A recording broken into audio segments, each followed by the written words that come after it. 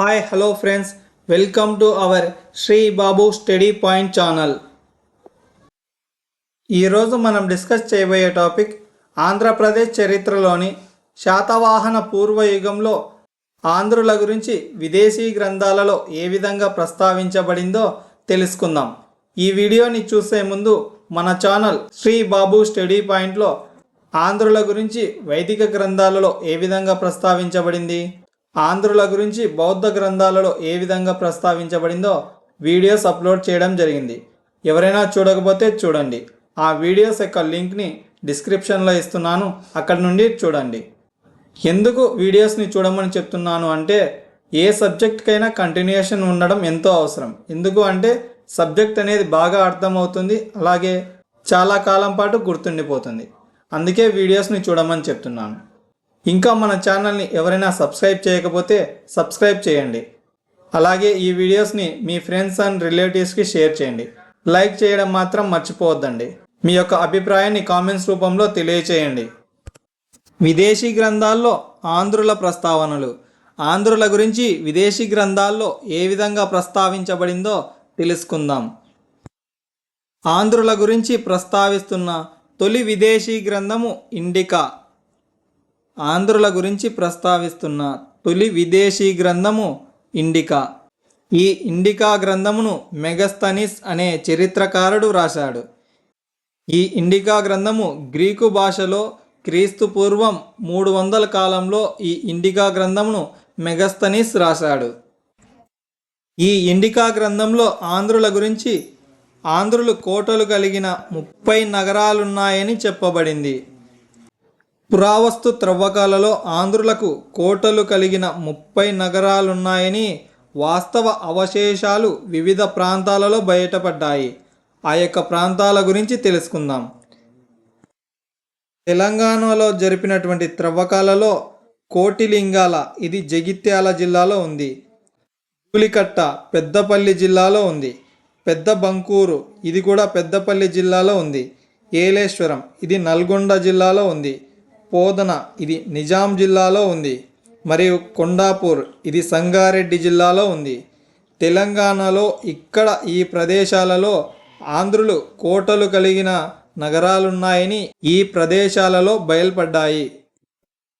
రాయలసీమలో జరిపినటువంటి త్రవ్వకాలలో సాతానికోట, ఇది కర్నూలు జిల్లాలో ఉంది.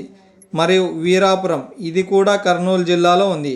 ఇక్కడ నగరాలకి కోటలు ఉన్నాయని అవశేషాలు బయటపడ్డాయి. కోస్తాంధ్రలో జరిపినటువంటి త్రవ్వకాలలో అమరావతి, ఇది గుంటూరు జిల్లాలో ఉంది. బట్టిప్రోలు, ఇది గుంటూరు జిల్లాలోనే ఉంది. ఇక్కడ మనకు ఆంధ్రులు కోటలు కలిగిన నగరాలున్నాయని ఇక్కడ ఈ ప్రాంతాలలో బయల్పడ్డాయి. మెగస్తనీస్ రాసిన ఇండికా గ్రంథంలో ఆంధ్రుల గురించి ఆంధ్రులు కోటలు కలిగిన 30 నగరాలున్నాయని చెప్పబడింది. మెగస్తనీస్ రాసిన ఇండికా గ్రంథంలో ఆంధ్రుల యొక్క సైన్య బలంను గురించి కూడా చెప్పబడింది. అదేంటో చూద్దాం. ఆంధ్రులు 1,00,000 కాల్బలము, దీనినే ఇంగ్లీష్లో ఇన్ఫాంట్రీ అంటారు. 2,000 అశ్విక బలము, దీనినే ఇంగ్లీష్లో కావెల్రీ అంటారు. 1000 గజబలము, దీనినే ఎలిఫాంట్రీ అంటారు. 1,00,000 కాల్బలము, 2,000 అశ్విక బలము మరియు 1000 గజబలము ఉన్నట్లు ఈ ఇండికా గ్రంథంలో మెగస్తనీస్ చెప్పాడు. ఆంధ్రుల గురించి ప్రస్తావిస్తున్న రెండవ విదేశీ చరిత్రకారుడు ప్లినీ. ప్లినీ రాసినటువంటి న్యాచురల్ హిస్టరీ గ్రంథంలో ఆంధ్రుల గురించి ప్రస్తావించబడింది. ఈ న్యాచురల్ హిస్టరీని లాటిన్ భాషలో రాయడం జరిగింది. ఈ న్యాచురల్ హిస్టరీ అనే గ్రంథమును క్రీస్తు శకం 1వ శతాబ్దంలో రాయబడింది. ప్లినీ రాసినటువంటి న్యాచురల్ హిస్టరీ అనే గ్రంథంలో ఆంధ్రుల గురించి ఏ విధంగా ప్రస్తావించబడింది అంటే ముందుగా మెగస్తనీస్ చెప్పినటువంటి సమాచారమునే ఈ ప్లినీ కూడా న్యాచురల్ హిస్టరీ గ్రంథంలో సేమ్ అదే పాయింట్స్ని చెప్పడం జరిగింది. అవేమిటి అంటే ఆంధ్రులు 30 నగరాలున్నాయని, ఆ నగరాల చుట్టూ కోటగోడలు ఉన్నాయని చెప్పబడింది. రెండవది సైనిక శక్తి. మెగస్తనీస్ చెప్పినట్టుగానే ఈ ప్లినీ కూడా సేమ్ పాయింట్స్ని ఈ న్యాచురల్ హిస్టరీ గ్రంథంలో చెప్పడం జరిగింది. మెగస్తనీస్ చెప్పిన పాయింట్స్నే ప్లినీ కూడా రిపీట్ చేయడం జరిగింది. ఆంధ్రుల గురించి ప్రస్తావిస్తున్న నెక్స్ట్ చరిత్రకారుడు అరియన్. అరియన్ క్రీస్తు శకం 2వ శతాబ్దంలో గ్రీకు భాషలో ఇండికా గ్రంథమును రాశాడు. ఈ ఇండికా గ్రంథంలో ఆంధ్రుల గురించి ప్రస్తావించబడింది.